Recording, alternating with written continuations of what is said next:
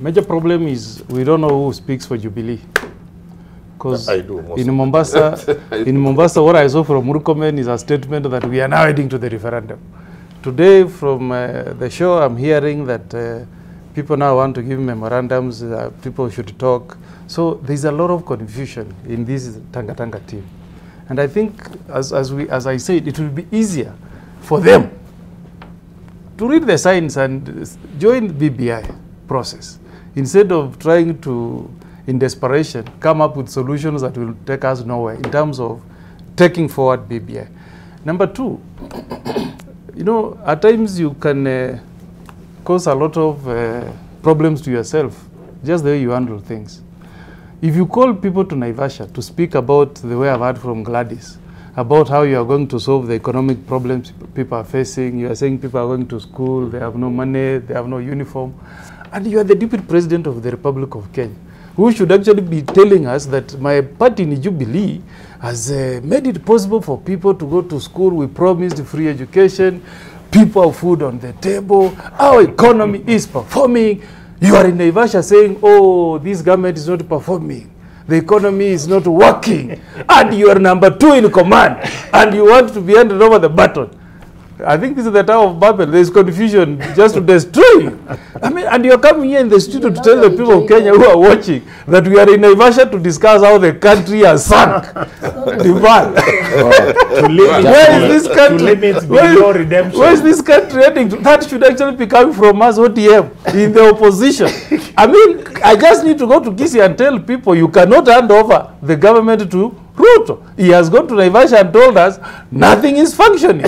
He has even retreated to Naivasha away from the president to discuss how the country is sinking. Badly. My goodness, I don't know who can advise my good friend William Ruto. I think it's unfair for something to be said that is not true on the show and we allowed it. No, just a moment. The deputy president is not in let him finish. Naivasha. Just Gladys, let him finish. The deputy president is not in Naivasha. You'll get your chance. Yes. Just a moment. That's a lie. Yeah, so in that language also is not allowed, I think. Just a moment. Could we, in short, just finish. Debal, I think when the president says that he wants people to stop politicking, that we all need to come on the table, we join him in the agenda.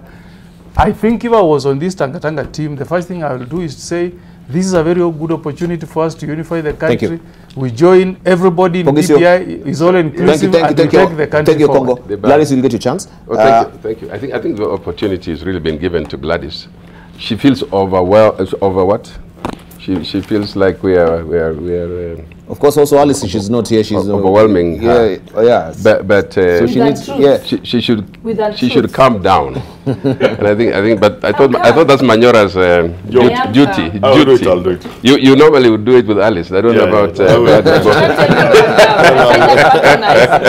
If you tell me come down, I find that patronizing. I know how I'll do it. Yeah, that's patronizing. No, today we are not patronizing. She needs to tell us something, I think, Gladys, because on this Naivasha thing, there's something you're not telling us. Obviously, because if you're saying this about the rallies to come, then why are you involving people whose rallies already passed? People from Kisii, from Mombasa, they've already finished theirs. Yes. So what are they doing in Naivasha with you? Number two, it is your meeting is not about Uasin Gishu. Your meeting is going to be about your region, our region, you and I. And we're all going to be there in Eldoret because it's a regional thing. It's not about Uasin Gishu. It's not about Uasin Gishu style. It's not about West Pokot style. It's about the Great Rift, the Rift Valley. And I think we should begin to think that the meeting in Naivasha should actually be Rift Valley. We should call our Rift Valley meeting and say, how are we going to handle this matter in Rift Valley? Not trying to bring in people who have already, most of them have finished with their rallies, or even if the future of their rallies. So there is something else about Naivasha meeting which we are not getting. Right. And I think our guess may be as good as the media is guessing. Something is cooking. Because, I mean, so if it was really an open thing, some of us would have been invited. I don't know who was invited. Were you invited? No. So nobody has been invited. So it's not. How was this invitation? Was it selective? Yeah, because we can see here, if you may pick up that standard page 10, it says that Murkomen was adamant the meeting will go on as scheduled. Okay, so let me just begin from there on top. This is, I think, 1, 2, 3, 4, the fourth column. It says, we know it is a Tangatanga meeting, but they should know that we are watching who will be attending the meeting. This is what We had some gentlemen saying here. So I'm just reading an excerpt of there. But let me just read what Murkomen said here. He said, quote unquote, we will be bonding. All Jubilee MPs have been invited. Those saying they have not been invited, it is because they do not want to come. We will also be discussing BBI. We will also talk about how MPs can organize sensitization meetings in their constituencies. This is what he says. Exactly. Then we have Molo MP Kuria Kimani saying that there are issues that had come up during the past 3 BBI meetings held in the regions perceived as opposition strongholds that had not been addressed in the first document. He says, quote unquote, we have more issues than what was given at Bomas. Mombasa led by example. There were many issues raised by the coastal people that are not in the BBI. As Jubilee leaders, we'll also have to consolidate the views of our people on what they want BBI to address as well. So they're not really satisfied with what some of these pronouncements were really coming out. By what the newspapers write, because sometimes they are inaccurate. But what I know, verbatim here. I wouldn't know that. But what I know is that the part that you're saying that we are meeting to discuss the BBI, that's correct. How to conduct sensitization programs, that is correct. I've said it on this show. But I want to correct something. As we go, just before, first of all, do not trivialize our meeting. Because when you have a meeting, I won't trivialize it. I think it's disrespectful. Number 2, I have not said the deputy president is anywhere in Naivasha. So for Omogeni to say on this show that the deputy president has retreated to Naivasha is unfair and wrong and unbecoming of an advocate of such high standing. Because the deputy president is not there.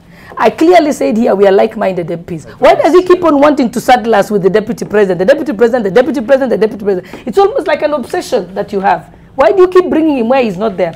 When you say the deputy president is misleading us, where is the president in Naivasha? You can come to Naivasha and check out if he's there. He's not there.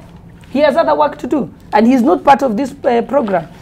When I say, and the Honorable Pogisho, when I talk, I mention Wasingishu, because even the day we'll sit as North Rift, you will be there to provide, to represent your region. I will represent my region. Our people will each speak. Then now we can have a collated views of the North Rift. Thank you. But when I give examples, no, I haven't finished. When I give examples, I talk about that. Let me say, when we say we'll go to a referendum, that is legitimizing the illegitimate. First of all, you cannot say from the table here we'll go to a referendum. Kwanzaa, what are the questions that are going to the referendum? Then we'll know whether it's a referendum issue or not a referendum issue. It may be that the things that will come out from BBI too may not be issues that require a referendum. We don't know that. So why are we determining that we are going to a referendum when we don't even know whether the recommendations is going to say? It's like it's a predetermined process that will go to a referendum. Yet Wananchi, the report is not out for us to go to a referendum. And I'll finish by closing like this.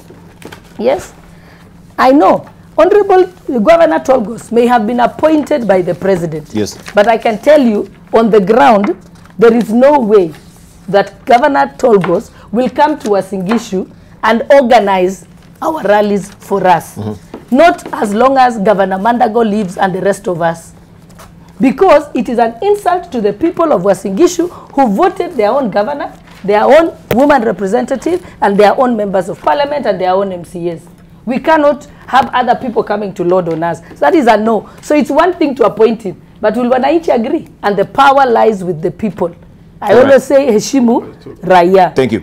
Could we just be winding up on the BBI and the Naivasha retreat as it is right now? Well, if I may I just wanted to ask this. But I thought this is Richard Onyonka's town. Yeah, okay. I will seize my time. Okay, something has been something has thrown out, and I think that something has to change in the mind of my sister here. The possibility that you would probably disrupt a BBI meeting. Those are your words. No. You're already saying that. I said the people want you're almost saying of our dead body, or something like that. Why would you say? Because I think this is a teamwork. This is teamwork. Even if Tolgos is a leader, he can organize in Elgeyo Marakwet. No, but this is a region. This is a region, and they'll work with other governors to bring about a meeting. That's what has been working. All right. So I just wanted to. I think we should not. Wasingishu. Thank you. Because it's just a venue. You say.